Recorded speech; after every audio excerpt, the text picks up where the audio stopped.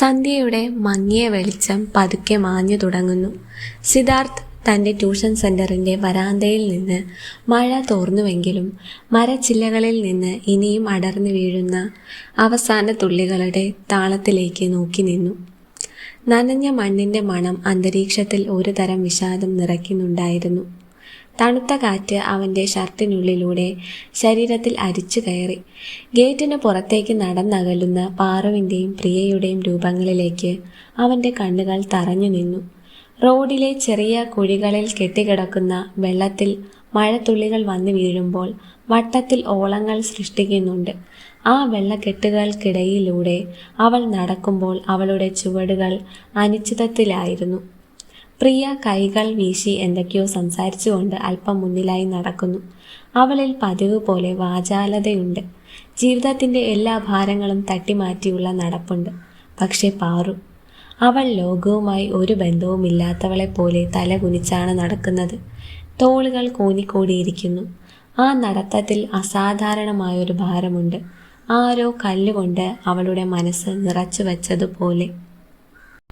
പിന്നിൽ നിന്ന് ആരെങ്കിലും അവളുടെ പേര് വിളിച്ചാൽ അവൾ അലമുറയിട്ട് കരഞ്ഞു പോകുമോ എന്ന് സിദ്ധാർത്ഥ് ഭയന്നു. ആരെങ്കിലും ഒന്ന് ചെന്ന് അവളുടെ തോളിൽ കൈവച്ച് ഞാനുണ്ട് കൂടെ എന്ന് പറഞ്ഞാൽ അണക്കെട്ട് പൊട്ടിയതുപോലെ അവൾ തകർന്നു പോകുമെന്ന് സിദ്ധാർത്ഥിൻ്റെ ഉള്ളം പറഞ്ഞു. അവളിൽ നിന്ന് പ്രസരിക്കുന്ന ആ ഏകാന്തതയും നിസ്സഹായതയും മഴ നനഞ്ഞ ഇരുട്ടിനേക്കാൾ തണുപ്പോടെ അവൻ്റെ നെഞ്ചിലേക്ക് പതിയുകയായിരുന്നു. സ്വന്തം സുരക്ഷിതത്വത്തിലിരുന്ന് മറ്റൊരാളുടെ തകർച്ചയെ നോക്കി നിൽക്കുമ്പോൾ ഉണ്ടാകുന്ന ഒരു തരം കുറ്റബോധം അവൻ്റെ ഉള്ളിൽ അസ്വസ്ഥതയായി പടർന്നു. അവൾ കാഴ്ചയിൽ നിന്ന് പൂർണ്ണമായി മറഞ്ഞിട്ടും സിദ്ധാർത്ഥ് അവിടെ തന്നെ നിന്നു. ഇരുട്ട് പതുക്കെ ആ വീതിയെ വിഴുങ്ങുന്നു. അവന് തന്നെ അത്ഭുതം തോന്നി. വർഷങ്ങളായി നൂറുകണക്കിന് കുട്ടികൾ അവൻ്റെ ട്യൂഷൻ സെൻ്ററിൽ എത്തിയിട്ടുണ്ട്. അവരിൽ പലരും കഠിനാധ്വാനം ചെയ്ത് മികച്ച വിജയം കൊയ്തു. പലരും പരീക്ഷയുടെ പേരിൽ കരഞ്ഞു. പലരും സൗഹൃദങ്ങൾ പങ്കുവെച്ച് ചിരിച്ചു. അതൊക്കെ വെറും ട്യൂഷൻ വിദ്യാർത്ഥികളായിരുന്നു. പക്ഷേ പാറു, അവളുടെ ആ കണ്ണുകൾ മാത്രം എന്തുകൊണ്ടാണിങ്ങനെ മനസ്സിൻ്റെ ആഴങ്ങളിൽ മുള്ളുപോലെ തറച്ചിരിക്കുന്നത്? സാധാരണയായി ട്യൂഷൻ കഴിഞ്ഞാൽ പിന്നെ അവരെക്കുറിച്ച് ആലോചിക്കാറില്ലാത്ത സിദ്ധാർത്ഥ് ഇന്ന് താൻ എന്തോ വലിയൊരു ഉത്തരവാദിത്വം പാറുവിൻ്റെ കണ്ണുകളിൽ കണ്ടതായി തിരിച്ചറിഞ്ഞു. ചില മനുഷ്യരുടെ മൗനം ഒരു വലിയ നിലവിളിയാണെന്ന് അന്ന് അവൻ തിരിച്ചറിഞ്ഞു. എന്താ സിദ്ധു, നീ ഇങ്ങനെ ഇത്രയും ആലോചിക്കുന്നത്? വെറുമൊരു വിദ്യാർത്ഥിനിയല്ലേ അവൾ? അവൻ സ്വയം ചോദിച്ചു. നിശബ്ദത മാത്രമായിരുന്നു മറുപടി. കാറ്റിൽ ആടി ഉലയുന്ന മരച്ചില്ലകളുടെ ശബ്ദമല്ലാതെ മറ്റൊന്നും കേൾക്കാനില്ലായിരുന്നു. ആ നിശബ്ദതയിൽ സിദ്ധാർത്ഥിന് പാറുവിൻ്റെ മുഖം കൂടുതൽ വ്യക്തമായി തെളിഞ്ഞു. അവളുടെ കണ്ണുകളിലെ ആ പേടി, ലോകം മുഴുവൻ തനിക്കെതിരെയാണെന്നുള്ള ആ തിരിച്ചറിവ്, അത് അവനെ വല്ലാതെ വേദനിപ്പിച്ചു. രാത്രി 9 മണി കഴിഞ്ഞാണ് സിദ്ധാർത്ഥ് തൻ്റെ വീട്ടിലെത്തിയത്. വീട് എപ്പോഴും ഒരു അഭയസ്ഥാനമാണ്. ഗേറ്റ് കടക്കുമ്പോൾ തന്നെ തുളസിത്തറയ്ക്ക് മുന്നിൽ ഒരു ചെറിയ വെളിച്ചം അവനെ സ്വാഗതം ചെയ്തു. അനിയത്തി മീര +2 കാരിയുടെ ഉത്സാഹത്തോടെ തുളസിക്ക് വെള്ളമൊഴിക്കുകയായിരുന്നു. അവനെ കണ്ടതും കയ്യിലിരുന്ന ചെമ്പ് പാത്രം താഴെ വെച്ച് ഓടി വന്നു. ചേട്ടാ, എന്താടി ഇത്ര വൈകിട്ട് നീ ഇവിടെ നിൽക്കാനെന്നാണോ? മഴയത്ത് നനഞ്ഞോ നീ? അവൻ അവളുടെ തലയിൽ മെല്ലെ തലോടിക്കൊണ്ട് ചോദിച്ചു. മീരയുടെ മുഖത്തെ ആ നിർമ്മലമായ ചിരി കാണുമ്പോൾ സിദ്ധാർത്ഥിന് പാറുവിൻ്റെ മുഖം ഓർമ്മ വന്നു. എത്ര വ്യത്യസ്തമായ ബാല്യങ്ങൾ! അമ്മ നിന്നെ നോക്കി അടുക്കളയിലിരിക്കുക, മീര ഒരു ചെറു പുഞ്ചിരിയോടെ പറഞ്ഞു. എന്തിനാ? ഇന്ന് ഞാൻ വൈകി വന്നതുകൊണ്ട് അച്ഛൻ വഴക്ക് പറയുമെന്നാണോ അമ്മയുടെ പേടി? അല്ല ചേട്ടാ, നീ വന്നിട്ടേ ഞങ്ങൾ ഭക്ഷണം കഴിക്കൂ എന്ന് അമ്മ പറഞ്ഞു. മീര അവൻ്റെ കയ്യിൽ പിടിച്ചു. ആ കൊച്ചു കൈകളിലെ സ്നേഹം അവനെ വല്ലാതെ സ്പർശിച്ചു. വീട്ടിലേക്ക് കയറുമ്പോൾ ആ വീടിൻ്റെ ചൂട് അവനെ പൊതിഞ്ഞു. അടുക്കളയിൽ നിന്ന് അമ്മയുടെ കൈപുണ്യത്തിൻ്റെ മണം വരുന്നുണ്ട്. ലിവിംഗ് റൂമിലെ ടിവിയിൽ അച്ഛൻ വാർത്താ ചാനലിൽ ശ്രദ്ധ കേന്ദ്രീകരിച്ചിരിക്കുന്നു. അച്ഛൻ ഒരു വിരമിക്കലിൻ്റെ വക്കിൽ നിൽക്കുന്ന ഹെഡ് മാസ്റ്ററാണ്. അദ്ദേഹത്തിൻ്റെ അച്ചടക്കവും സ്നേഹവും വീടിനെ എപ്പോഴും ഒരു താളത്തിൽ നിർത്തിയിരുന്നു. അനിയൻ കാർത്തിക് +2 പഠിക്കുന്നു. അവൻ്റെ ലോകം മുഴുവൻ പുസ്തകങ്ങൾക്കിടയിലാണ്. ആ വീടിൻ്റെ ഓരോ മൂലയിലും ഒരു തരം ശാന്തത ഉണ്ടായിരുന്നു. സിദ്ധാർത്ഥ് തൻ്റെ കുടുംബത്തിലേക്ക് നോക്കി. ഇങ്ങനൊരു കുടുംബത്തിൻ്റെ സ്നേഹവും സുരക്ഷിതത്വവും അവന് വലിയൊരു കാര്യമായി തോന്നിയിരുന്നില്ല. പക്ഷേ ട്യൂഷൻ കഴിഞ്ഞിറങ്ങിയ പാറുവിനെ ഓർത്തപ്പോൾ സ്നേഹം എന്നത് ഒരു മനുഷ്യൻ്റെ ജീവൻ നിലനിർത്തുന്ന ശ്വാസം പോലെയാണെന്ന് അവന് തിരിച്ചറിവുണ്ടായി. അത് ലഭിക്കാത്തവർക്കും ഉള്ളിൽ ഭയവും ഏകാന്തതയും പേറി ജീവിക്കുന്നവർക്കും ജീവിതം എത്രമാത്രം ഭാരമുള്ളതായിരിക്കും. സ്നേഹം ആഡംബരമല്ല, മറിച്ച് നിലനിൽപ്പിൻ്റെ അടിസ്ഥാനമാണ്. സ്നേഹമില്ലാതെയും ജീവിക്കാം, പക്ഷേ ഉള്ളിൽ എന്തൊക്കെയോ മരിച്ചുകൊണ്ടിരിക്കും. ഒരു മനുഷ്യൻ്റെ സ്നേഹാരിത്യം കാണുമ്പോൾ അനുഭവപ്പെടുന്ന ആ നടുക്കം സിദ്ധാർത്ഥിൻ്റെ ഉള്ളിൽ പുകയുന്നുണ്ടായിരുന്നു. ഭക്ഷണം വിളമ്പുമ്പോൾ അമ്മയുടെ കരുതൽ അവന് മുന്നിലെത്തി. "ഇന്ന് വല്ലാതെ ക്ഷീണമുണ്ടല്ലോ സിദ്ധു, മുഖത്തൊരു തെളിച്ചമില്ല?" അമ്മ ശ്രദ്ധയോടെ ചോദിച്ചു. ആ ചോദ്യത്തിന് ഒരമ്മയുടെ മുഴുവൻ കരുതലുമുണ്ട്. "ഒന്നുമില്ല അമ്മേ, ചെറിയൊരു തലവേദന, അത്രയേ ഉള്ളൂ." അവൻ കഴിക്കാൻ തുടങ്ങി. പക്ഷേ തൊണ്ടയിൽ നിന്നിറങ്ങുന്ന ഓരോ ഉരുളയിലും അവന് പാറുവിൻ്റെ മുഖമായിരുന്നു. "ട്യൂഷനിൽ എന്തെങ്കിലും പ്രശ്നമുണ്ടോ? കുട്ടികൾക്ക് പഠനം പ്രയാസമാണോ?" "ഇല്ലമ്മേ." അവൻ വെള്ളം കുടിച്ചു. പക്ഷേ ആ നിമിഷം അവൻ്റെ മനസ്സിൻ്റെ കോണിൽ പാറുവിൻ്റെ മുഖം തെളിഞ്ഞു. അവളുടെ കണ്ണുകളിലെ പേടി. ആരും കാണാതെ അവൾ ഒളിച്ചു വയ്ക്കാൻ ശ്രമിക്കുന്ന എന്തോ ഒരു വലിയ ദുരന്തം. അമ്മ എന്തൊക്കെയോ സംസാരിച്ചു കൊണ്ടിരിക്കുന്നുണ്ടായിരുന്നു. പക്ഷേ സിദ്ധാർത്ഥിൻ്റെ ചെവിയിൽ ഒന്നും വീഴുന്നില്ല.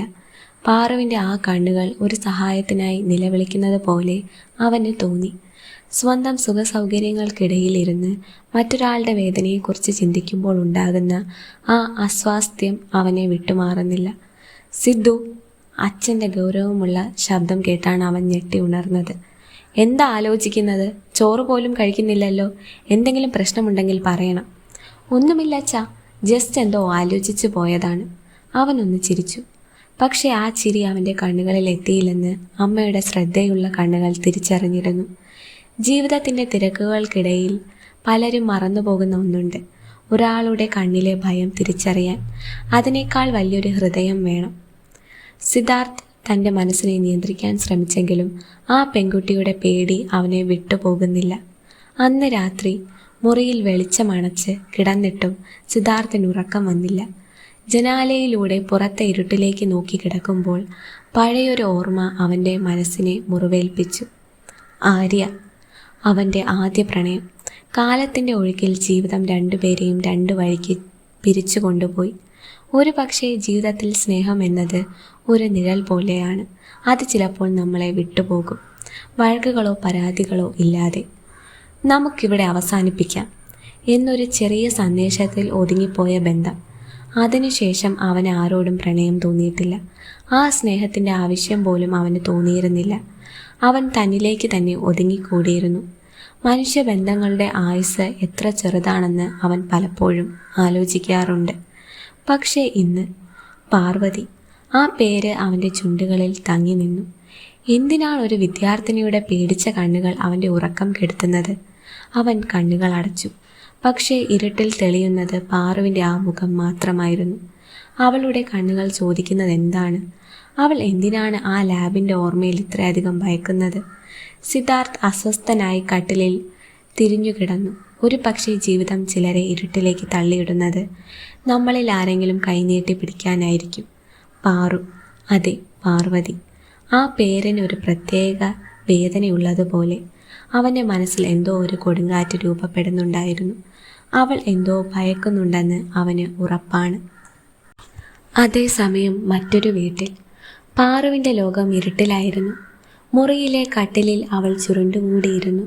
വീടൊന്നാകെ ഉറക്കത്തിലേക്ക് വഴുതി വീണിരുന്നു. അച്ഛനും അമ്മയും പ്രിയയും കൂർക്കം വലിച്ചുറങ്ങുകയാണ്. പക്ഷേ പാറുവിൻ്റെ കണ്ണുകൾക്ക് ഉറക്കം എന്നത് അന്യമായ ഒന്നായിരുന്നു. ഭയം അവളുടെ സിരകളിൽ മരവിപ്പ് പടർത്തിയിരുന്നു. ഒരു ചെറിയ ശബ്ദം കേട്ടാൽ പോലും അവൾ ഞെട്ടിത്തരിക്കുന്നുണ്ടായിരുന്നു. പെട്ടെന്ന് എന്തോ ഒരു ഓളത്തോടെ ബയോളജി ലാബിലെ തണുത്ത മണം അവളിലേക്ക് ഇരച്ചു കയറി. ആ രാസവസ്തുക്കളുടെ രൂക്ഷഗന്ധം, അടഞ്ഞുകിടക്കുന്ന ലാബിൻ്റെ വാതിൽ, ഒപ്പം ആ ശബ്ദം, "ഞാൻ സഹായിക്കാം." ആ വാക്കുകൾ ഇപ്പോഴും അവളുടെ ചെവിയിൽ മുഴങ്ങുന്നുണ്ടായിരുന്നു, ഒരു ഭീഷണി പോലെ. പാറുവിൻ്റെ വയറിനുള്ളിൽ എന്തോ പിടയുന്നത് പോലെ തോന്നി. നെഞ്ചിടിപ്പ് കൂടുന്നു. ശ്വാസം കിട്ടാതെ അവൾ പിടഞ്ഞു. ഭയം ഒരു ഭീമാകാരമായ നിഴലായി അവളെ പിന്തുടരുന്നു. താൻ എങ്ങോട്ടാണ് രക്ഷപ്പെടേണ്ടത് എന്നവൾക്കറിയില്ലായിരുന്നു. പെട്ടെന്ന് കട്ടിലിൽ നിന്ന് ചാടി എഴുന്നേറ്റ് ബാത്റൂമിലേക്ക് ഓടി. വാഷ് ബേസിനിൽ പിടിച്ച് അവൾ കുനിഞ്ഞു നിന്നു. ഉള്ളിലെ അസ്വസ്ഥത ഛർദിയായി പുറത്തേക്ക് വരാൻ ശ്രമിച്ചു. കണ്ണുനീർ നിയന്ത്രണമില്ലാതെ ഒഴുകുന്നു. കൈകൾ വിറയ്ക്കുന്നുണ്ട്. എത്ര തവണ കഴുകിയാലും മാറാത്ത ഒരഴുക്ക് തൻ്റെ ശരീരത്തിൽ പുരണ്ടിരിക്കുന്നത് പോലെ അവൾക്ക് അനുഭവപ്പെട്ടു. ഓർമ്മകൾ ഒരു വിഷം പോലെ അവളെ തകർക്കുന്നു. മനസ്സിനെ എത്രത്തോളം മറവിയിലേക്ക് തള്ളാൻ ശ്രമിച്ചാലും അതൊരു ശപിക്കപ്പെട്ട ഓർമ്മയെപ്പോലെ അവളെ വേട്ടയാടിക്കൊണ്ടേയിരുന്നു. അവൾ കണ്ണാടിയിലേക്ക് നോക്കി. അവിടെ കണ്ടത് താൻ തന്നെയല്ല, ഭയന്ന് വിറയ്ക്കുന്ന ഒരു പെൺകുട്ടിയെയായിരുന്നു. ശ്വാസം പോലും ശരിയാകാതെ അവൾ ബേസിനിൽ മുറുകെ പിടിച്ചു നിന്നു. കണ്ണിന് മുന്നിൽ ഇരുട്ട് തങ്ങി നിൽക്കുന്നു. അപ്പോഴാണ് നിശബ്ദതയെ കീറി മുറിച്ചതുകൊണ്ട് അവളുടെ ഫോൺ വിറച്ചത്. ആ വിറയൽ അവളുടെ ശരീരത്തിലേക്ക് പകർന്നതുപോലെ അവൾക്ക് തോന്നി. രാത്രി 12:30 മണി. അപരിചിതമായ ഒരു നമ്പർ. പക്ഷേ ആ നമ്പർ അവൾക്ക് വ്യക്തമായി അറിയാമായിരുന്നു. അത് ഒരു മരണ വാറന്റ് പോലെ അവളുടെ മനസ്സിൽ പതിഞ്ഞു. പാറുവിൻ്റെ വിരലുകൾ മരവിച്ചു. ശ്വാസഗതി നിലച്ചു. ഫോൺ സ്ക്രീൻ തെളിഞ്ഞപ്പോൾ അതിൽ കണ്ട വാചകം വായിച്ച നിമിഷം അവളുടെ മുഖത്തെ രക്തം മുഴുവൻ വറ്റിപ്പോയി. അവൾ വെളുത്തു വിറച്ചു. താൻ എങ്ങോട്ടാണ് പോകുന്നത് എന്ന് അവൾക്കറിയില്ലായിരുന്നു. ലോകം മുഴുവൻ തൻ്റെ നേരെ വരുന്നുണ്ടോ എന്നവൾ ഭയന്നു. നാളെ വരില്ലെങ്കിൽ നിന്റെ വീട്ടിലേക്ക് ഞാൻ വരും. ആ സന്ദേശം ഒരു മരണ വാറന്റ് പോലെ അവളിൽ പതിഞ്ഞു. ആ ഭീഷണി അവളെ പൂർണ്ണമായും തകർത്തിരുന്നു. നാളെ താൻ എങ്ങനെ ആ ട്യൂഷൻ സെൻ്ററിലേക്ക് പോകും? സിദ്ധാർത്ഥ് സാർ എന്ത് കരുതും? അപ്പുറത്ത് തൻ്റെ വീട്ടുകാർ സുഖമായി ഉറങ്ങുമ്പോൾ താൻ മാത്രം ഈ നരകത്തിൽ എരിഞ്ഞടങ്ങുകയാണല്ലോ എന്ന ചിന്ത അവളെ തളർത്തി. ഒരു പക്ഷേ ആരും അറിയാതെ ഈ ലോകത്ത് ഇല്ലാതാകാൻ അവൾ ആഗ്രഹിച്ചിട്ടുണ്ടാകാം. നാളെ സൂര്യൻ ഉദിച്ചാൽ താൻ എന്ത് മറുപടി നൽകും? അവളുടെ കണ്ണിൽ നിന്ന് കണ്ണുനീർ ഒലിച്ചിറങ്ങി. അത് അവളുടെ വിറയ്ക്കുന്ന ചുണ്ടുകളിൽ ഉപ്പ് കുരുത്തതുപോലെ അനുഭവപ്പെട്ടു. ഒരു നിസ്സഹായതയുടെ പാരമ്യത്തിൽ അവൾ നിശബ്ദമായി കരഞ്ഞു. ആ കരച്ചിൽ പുറത്ത് കേൾക്കാതിരിക്കാൻ അവൾ വാ പൊത്തിപ്പിടിച്ചു. തൻ്റെ ജീവിതം ഇത്രയും വേഗം ഇങ്ങനൊരവസ്ഥയിലേക്ക് എത്തുമെന്ന് അവൾ ഒരിക്കലും കരുതിയിരുന്നില്ല. ഇരുട്ടിൽ അവൾ ഒറ്റയ്ക്കായിരുന്നു. ആർക്കും ആശ്വസിപ്പിക്കാൻ കഴിയാത്ത, എവിടെയും പറയാൻ കഴിയാത്ത ഒരു വലിയ ഭാരവുമായി.